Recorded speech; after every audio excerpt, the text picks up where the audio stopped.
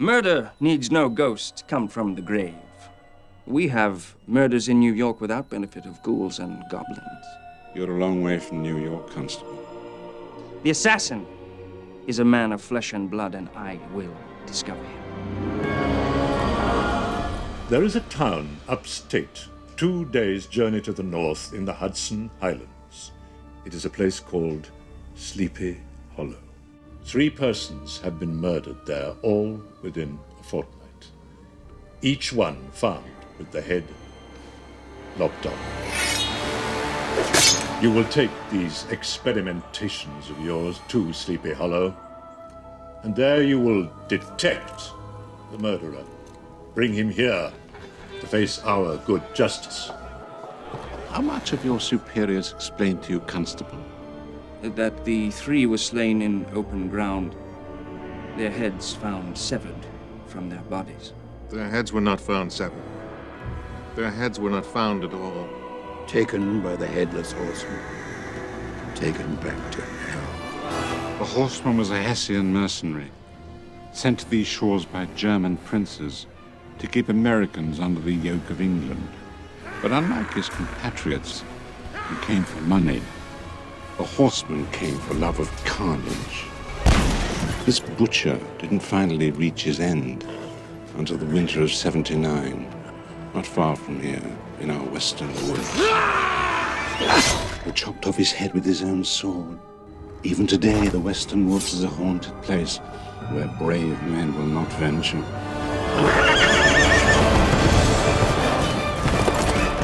It was a headless horseman. You must not excite yourself. But it was a headless horseman. Of course it was. That's why you're here. It was a horseman, a dead one, headless. The skull is gone. Taken. That is why the horseman returns from the grave. To take heads till his own is restored to him. Reverend Steenleitz called a meeting in the church tonight. Every man, woman, and child is going to speak out against you. If you are wise, you will leave this place.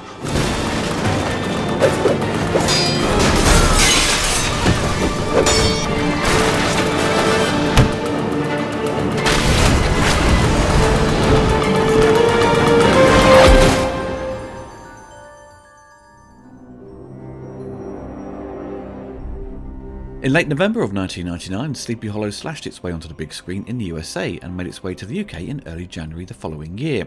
Directed by Tim Burton, whose last feature, Mars Attacks from 1996, was a box office flop, and he would go on to spend a year in production hell working on Superman Lives.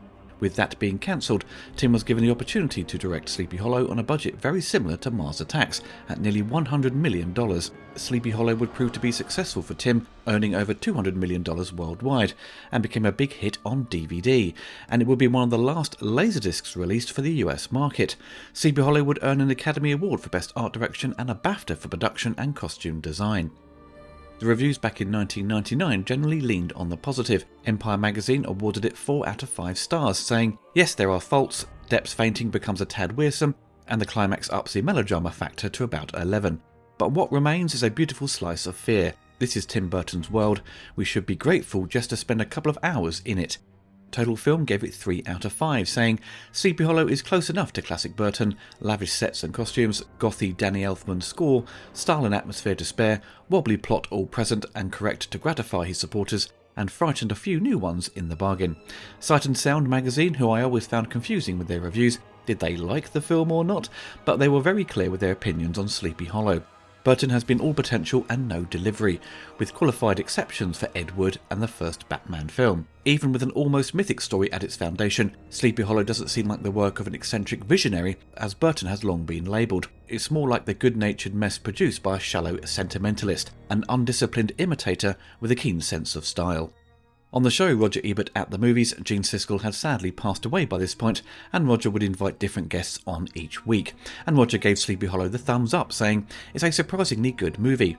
A thriller laced with lots of suspense and sly humour. It's not just another horror but a great looking film where the visuals and the special effects all add to the atmosphere instead of calling attention to themselves." Roger did say, however, that Ichabod's backstory was unnecessary. Roger's co-host Michaela Pereira gave it a reluctant thumbs down and said it starts out well, and she got wrapped up in the suspense, but 3/4 of the way through the movie, it fell flat on its face.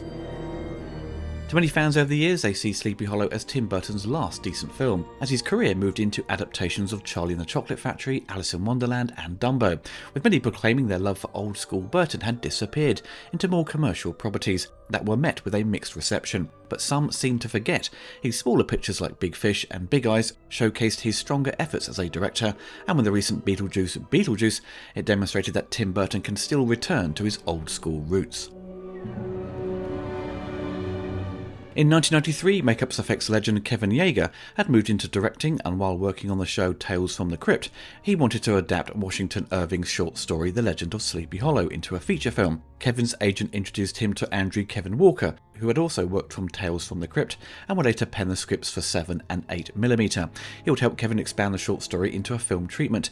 Sleepy Hollow was no stranger to adaptations. There was a silent movie in the 1920s, Disney provided a short movie to it back in 1949, which is regarded as a classic to this day, and in 1980 a TV movie starring Jeff Goldblum, but nothing had been produced for the big screen in a lavish way. Kevin and Andrew eventually would pitch it to various studios and production companies over the next year, and secured a deal with producer Scott Rudin, who liked their treatment and he was impressed with Walker's unproduced script to 7. Rudin approached Paramount Pictures and they greenlit the script, with Kevin being given the opportunity to direct. During this time, Kevin had directed Hellraiser Bloodline, the 4th entry in the series, which turned out to be a disaster, with Kevin having no say in the final cut, so he took his name off it, and the producers took over and the film performed poorly at the box office. Come 1995, Paramount had reservations about adapting Sleepy Hollow, interpreting it as a typical period piece, and they felt it wasn't commercially viable, so the post-production was halted. In 1998, Paramount CEO Sherry Lansing revived the studio's interest in the property, and they felt director Tim Burton would be the right fit for Sleepy Hollow. Tim would spend over a year working on Superman Lives, in efforts to revive Superman for the 90s. After Superman 4 ended the franchise back in 1987 due to Cannon Films' financial blunders, resulting in them ending up spending peanuts on the production. Warner Brothers wasn't happy with the direction Tim Burton and producer John Peters was going with this new update of Superman, and with the studio having a number of box office flops around that time, the cost to make Superman Lives was going to be too much, and it was cancelled. So Tim needed to find something else to work on, and jumped at the chance to direct Sleepy Hollow. Tim said in an interview for Cinefantastic magazine, "Frankly, I was more familiar with the Disney cartoon than the actual story, which I didn't read until recently. Yet, like everyone else in America it seems, while I might not have read the story, I certainly knew about the Headless Horseman myth. The Adventures of Ichabod and Mr. Toad cartoon influenced me a lot over my decision to make Sleepy Hollow, and now think that's one of the reasons why I wanted to go and work at Disney in the first place." Kevin Yeager was happy to step down as the director, excited by what Tim could bring to the table, but stayed on the production as the lead creature effects artist. Burton considered the film his first venture into a primarily horror-focused tone. "I had never really done something that was more of a horror film," he explained, "and it's funny because those are the kinds of movies that I like probably more than any other genre." His interest in directing a horror film was influenced by his love for Hammer Film Productions and Black Sunday, particularly the supernatural feel they evoked as a result of being filmed primarily on sound stages. Burton would then go on to work with Walker on rewriting the script. Kevin was also interviewed for Cinefantastic and said naturally Burton wanted to put his own imprint on the script, and that was fine by me. It had a very serious tone when we first wrote it, but Tim brought his sense of humour to it like he does with everything. It was quite interesting to stand back and watch that happen.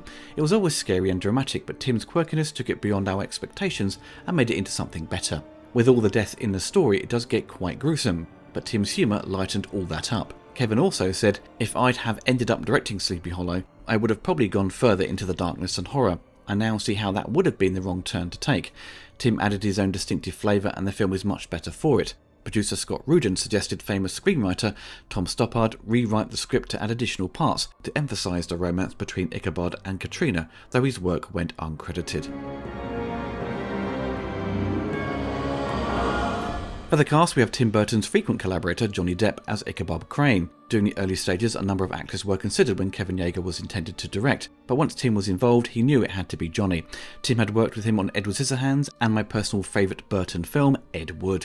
Christina Ricci plays Katrina Ann Van Tassel, Ichabod's love interest and the only heir to one of the town's richest farmers. Christina was best known as Wednesday from the Addams Family films. Johnny had known Christina for a number of years, and the changes made to the script for them to be love interests he felt was a bit weird, as they were 17 years apart in age.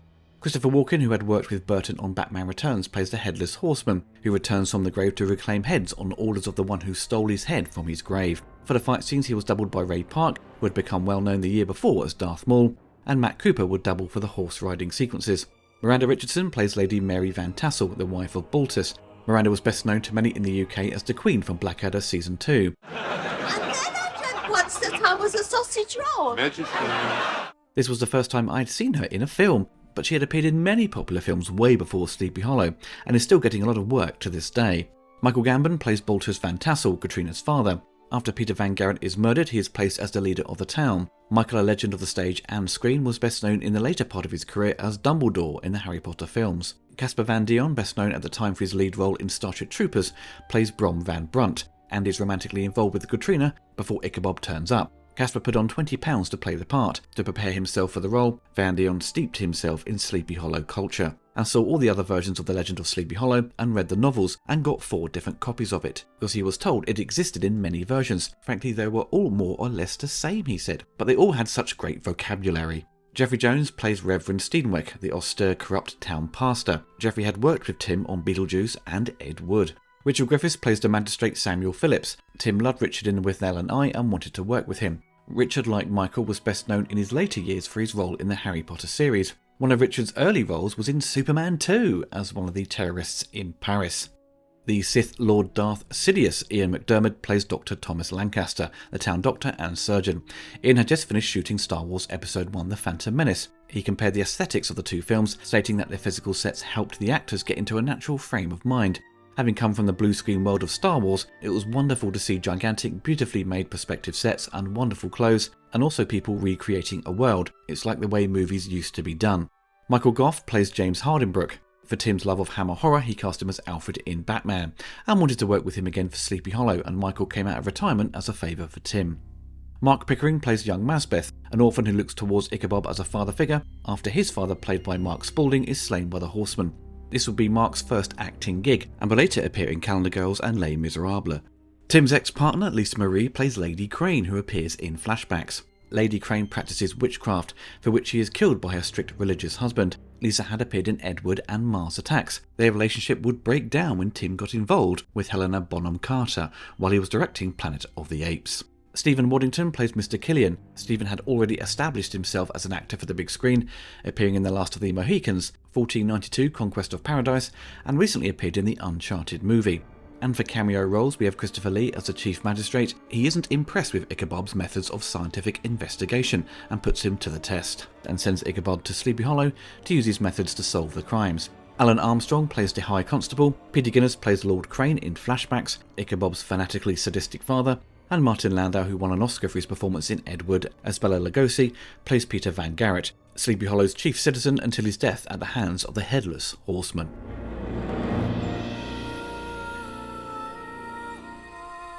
Tim Burton had originally wanted to film on location. The intention was to shoot Sleepy Hollow predominantly on location with a $30 million budget, but the cost of production would rise to nearly $100 million. Towns were scouted throughout upstate New York alongside the Hudson Valley, and the filmmakers decided on Tarrytown for an October 1998 start date. Production designer Rick Hendricks, who Burton knew from his days at Disney, said they had a wonderful quality to them, but it wasn't quite lending itself to the sort of expressionism that we were going for, which wanted to express the feeling of foreboding. Disappointed, the filmmakers scouted for more locations but couldn't find anything suitable, and coupled with a lack of readily available studio space in the New York area, they needed to house the production's large number of sets. Producer Scott Rudin suggested the United Kingdom. Rudin believed Britain offered the level of craftsmanship in period detail, painting and costuming that it was suitable for the film's design. Having directed Batman entirely in the UK, Burton agreed, and designers from Batman's art department were employed by Paramount for Sleepy Hollow. As a result, principal photography was pushed back and they started filming in November 1998 at Leavesden Film Studios, where they filmed the Forester Field set for the scene in which the Headless Horseman races out of the woods and into a field. The stage was then transformed into other locations, including a graveyard, a cornfield, a field of harvested wheat, a churchyard, and a snowy battlefield. In addition, a small backlot area was devoted to a New York City street and a waterfront, with other set designs taking place at Shepperton Studios, for example where they built the massive Tree of the Dead. Burton was impressed by cinematographer Emmanuel Lubetsky's work on Great Expectations and brought him on the production.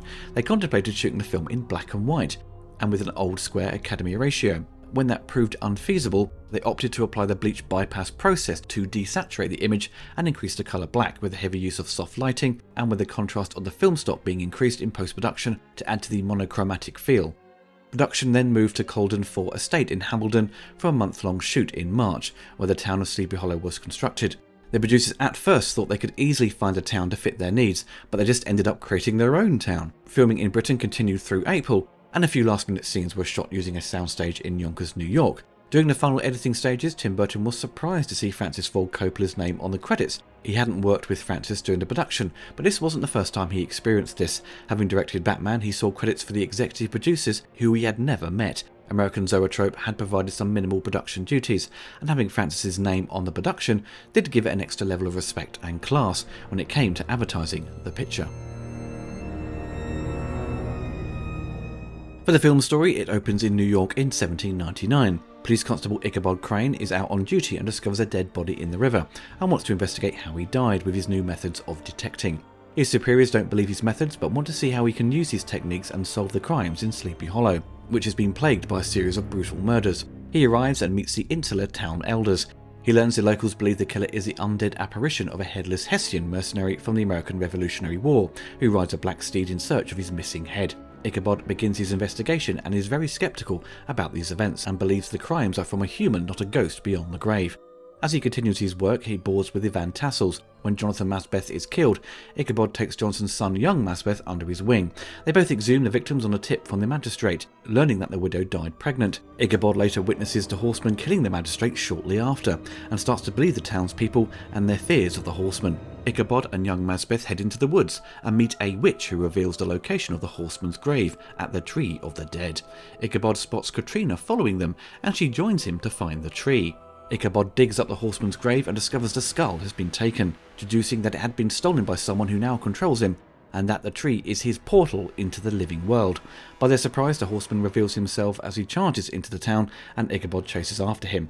The horseman then proceeds with his orders and slaughters the village midwife and her family. He and Brom battle with the horseman, and Brom is killed in the process, and Ichabod passes out. Ichabod believes that the horseman is only attacking his targets linked by a conspiracy.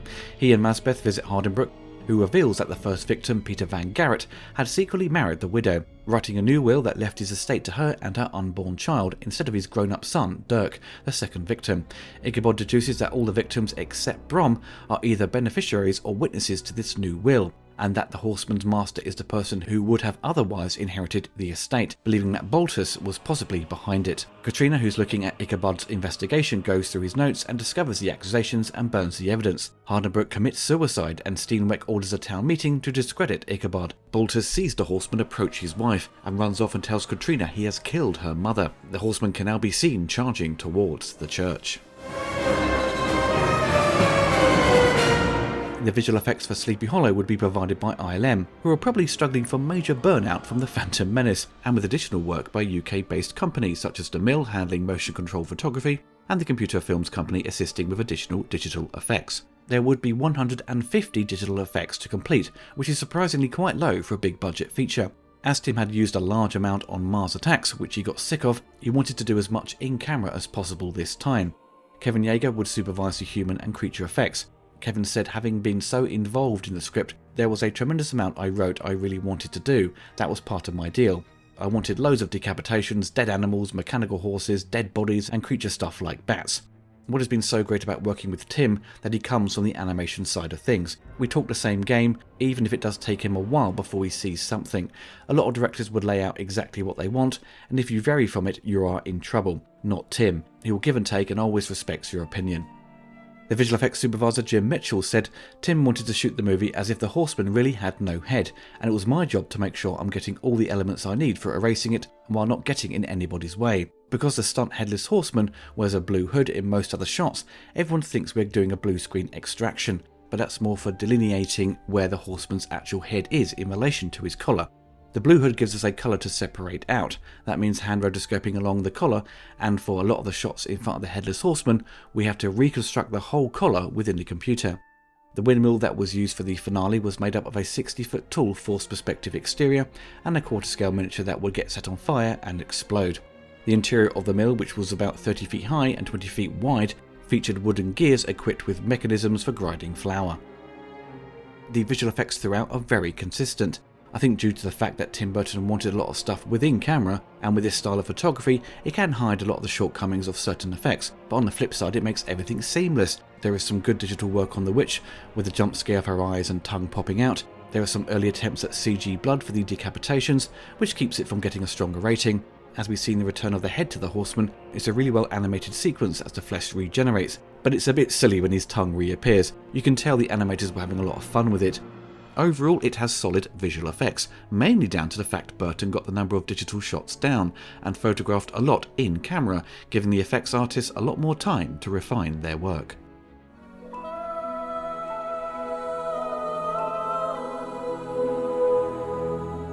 As to be expected, Danny Elfman would compose the score to Sleepy Hollow. As soon as Tim got the job, he phoned Danny to lock him in to make sure he was available on certain months, which was a common process for their working relationship. In an interview, Danny said, "Tim always takes me out onto the set in the middle of shooting. We've been doing this ever since Beetlejuice. So he brought me out, I sat on the set for a day and watched them shooting, and then the editor showed me some scenes, even though it's only half done, and that just basically got my mind going." Danny further added, "Due to the fact that it was a monster movie, I knew there would be a romantic side. I didn't know how everything was going to work together, but I knew that I was going to want to use a lot of brass to get a weighty sound." Danny said one of the nice things working with Tim, he never talks in musical terms, he talks about how he feels, and with horror it hits you on an emotional level that helped Tim express himself. The 90s were a great decade for Danny Elfman. He composed a lot of scores for the big movies. After Batman in 1989, he was the hot new composer, and his style would come to many big studio movies, but come the late 90s, I personally was getting a bit tired of his style, as it did sound a bit too samey. If you go back to the early 90s, his scores to Dick Tracy, Darkman, Edward Scissorhands, Batman Returns, and 2 years after Sleepy Hollow with Spider-Man, they would all share similar traits to his old work.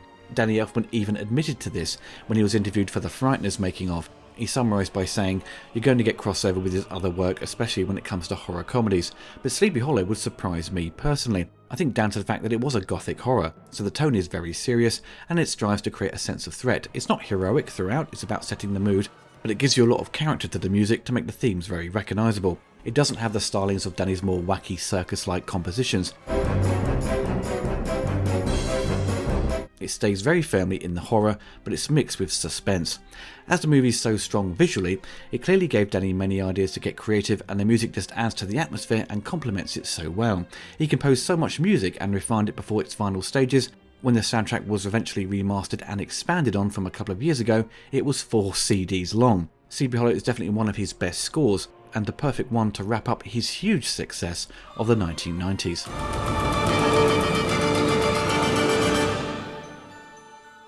I saw Sleepy Hollow in theatres back in January of 2000.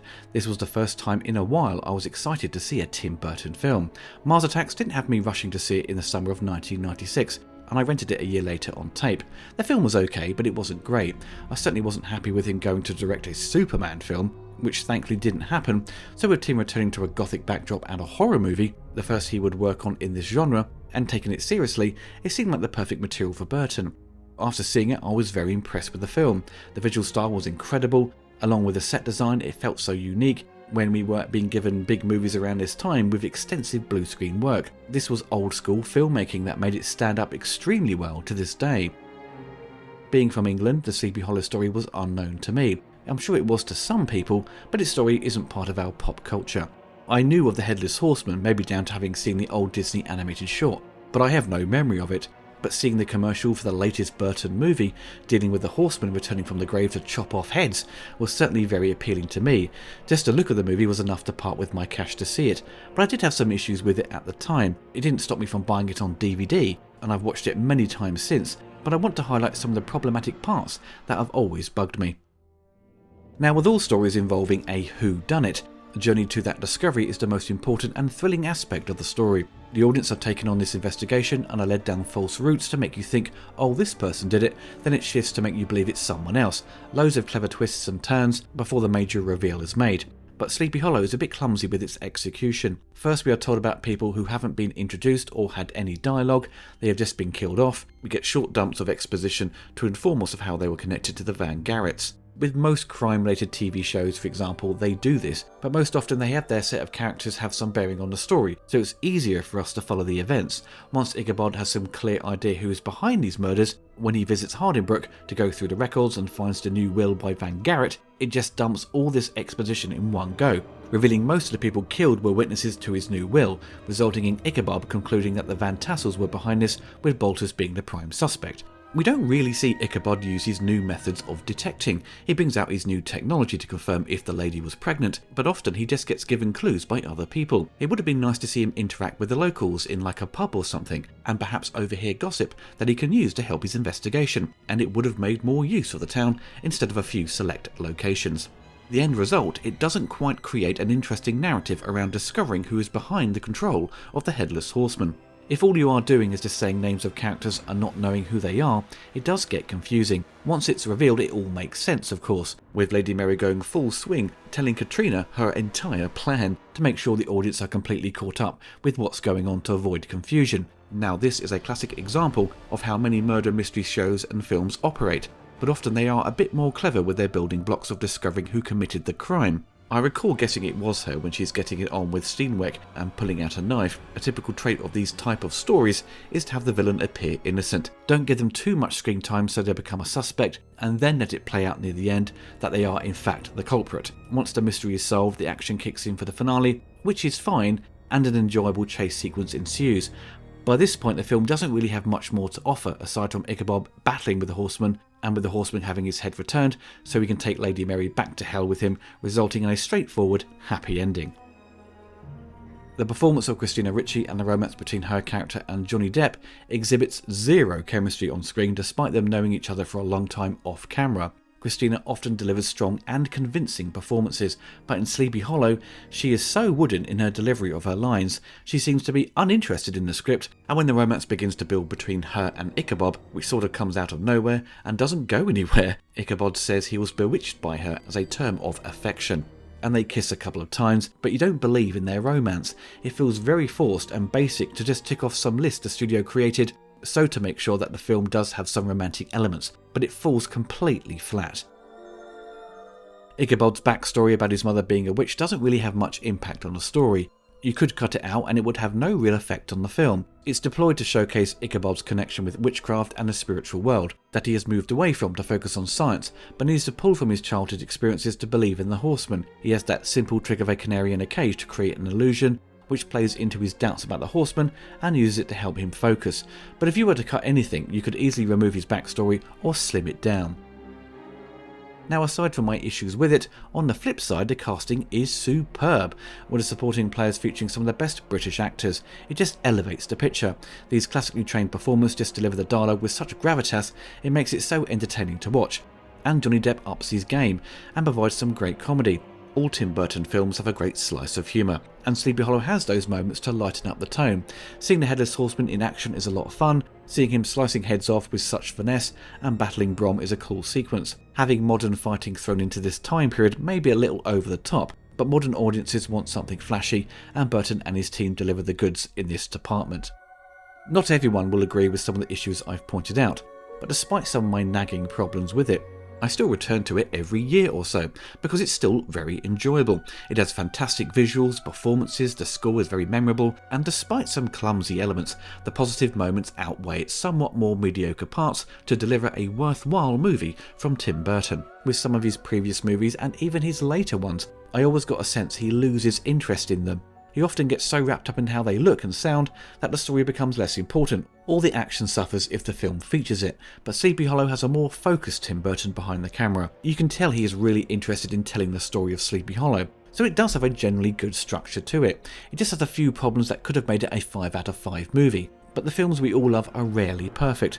At the end of the day, it doesn't really matter, as long as you are entertained and feel satisfied by the end, and I still to this day enjoy watching it. With all the head chopping and gory elements, it's comforting to watch with friends on a dark night. It feels very nostalgic now for me, and it's nice to return to a time when Tim Burton hadn't lost some of his magic and love for old school filmmaking and classic horror.